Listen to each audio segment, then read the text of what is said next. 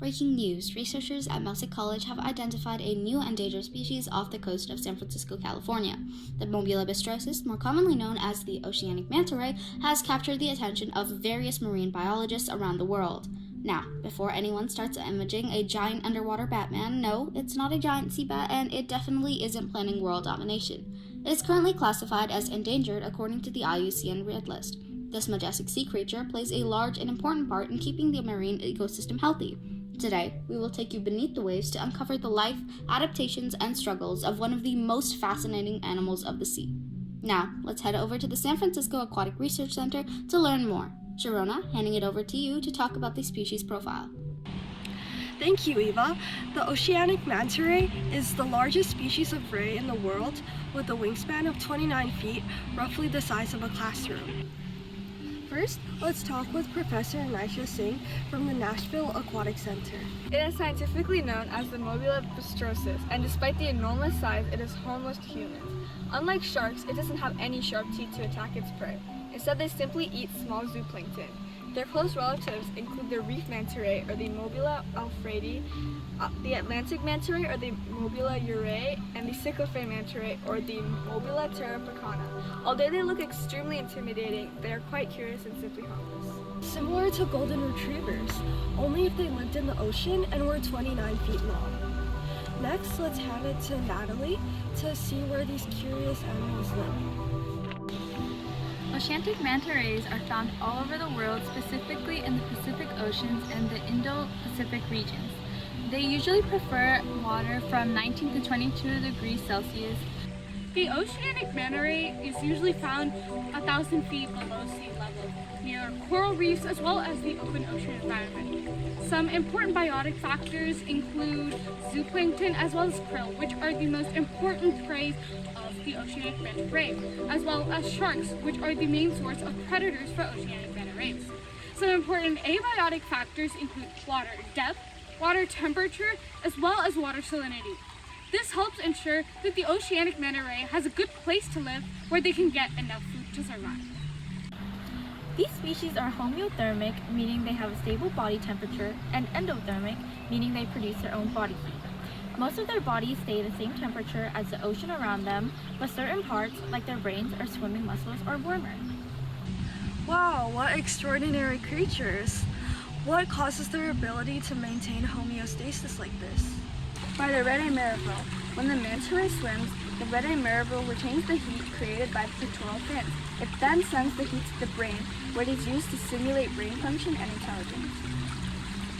Now, let's hear from Professor Boey to discuss the eating habits of the Oceanic manta ray. The Oceanic manta ray is a secondary consumer, placing them at the third trophic level, and their primary niche is a carnivore. Manta rays feed on zooplankton and krill, which are one of the smallest animals in the ocean. Wow, it seems like Oceanic manta rays live in really harsh environments.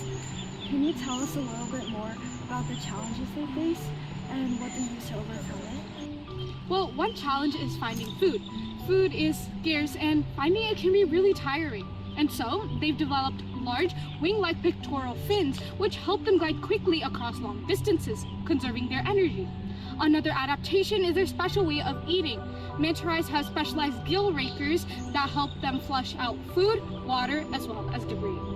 We've heard so much about these amazing species, but now, tell me, how do they reproduce and sustain their population?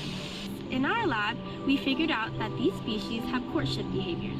During mating season, female manta rays release chemicals known as pheromones that signal to males that they are ready to reproduce. As they attract males, a mating ritual, which we call manta train, is carried out. It's where a bunch of males line up behind one female and chase her, similar to a game of tag. This is where males are tested on their endurance, since they chase the female for hours to several weeks. Weeks? That's intense. Definitely. As courtship advances, males will leave the train until only one is left. So the remaining male is chosen as the mate. Exactly. During mating, the male bites the female's fin to hold on. Ouch, that sounds harsh. It is. It actually leaves a scar on the female. He also uses specialized fins called claspers to transfer sperm into the female, which can last for many hours. Now that's one long mating session. What happens after this? We have determined that manta rays are ovoviviparous species, meaning females produce eggs that develop and hatch inside their bodies. Females have pregnancies spanning from 12 to 13 months, allowing their pups, known as their babies, to fully develop. Oh, they generally give birth to about 1 to 2 strong pups in shallow and sheltered waters. Manta ray pups are born fully developed with the ability to swim and navigate their habitat, so no parental care is needed after birth. Their independence is vital as they can instantly adapt to danger and predators in the waters, contributing to their survival. These fascinating creatures have helped our environment and us humans too.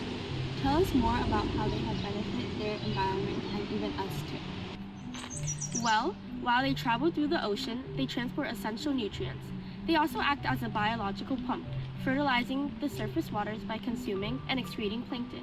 This increases plankton growth, which overall forms the base of the entire marine food system. That's amazing. They directly contribute to and hold up the nutrient cycle. Exactly. Additionally, since the manta rays are protected, the entire habitat they live in is often protected as well. This helps preserve biodiversity and prevents overfishing of other species. They also contribute to ecotourism by attracting snorkelers and divers. Global organizations and governments are actively protecting the oceanic manta ray from extinction by creating marine protected areas and banning the catching, trading, or landing of the species through international laws like CITES and local regulations. Because these large animals require vast ecosystems to thrive, conservation efforts focus primarily on in situ protections to preserve their natural marine habitats. Due to their large bodies, low reproduction rates, and nomadic lifestyles, oceanic manta rays are highly vulnerable to net entanglement and slow to recover from the resulting population declines. Faced with slow maturation, single pup birth rates, overfishing, and warming seas, scientists predict that the oceanic manta rays will likely vanish from most of the world's oceans, surviving only in small, disconnected pockets. By acting as a biological pump that transports nutrients between ocean depths and the surface, and by consuming zooplankton to prevent the overconsumption of oxygen-producing phytoplankton, that manta ray plays an essential role in balancing the marine ecosystem.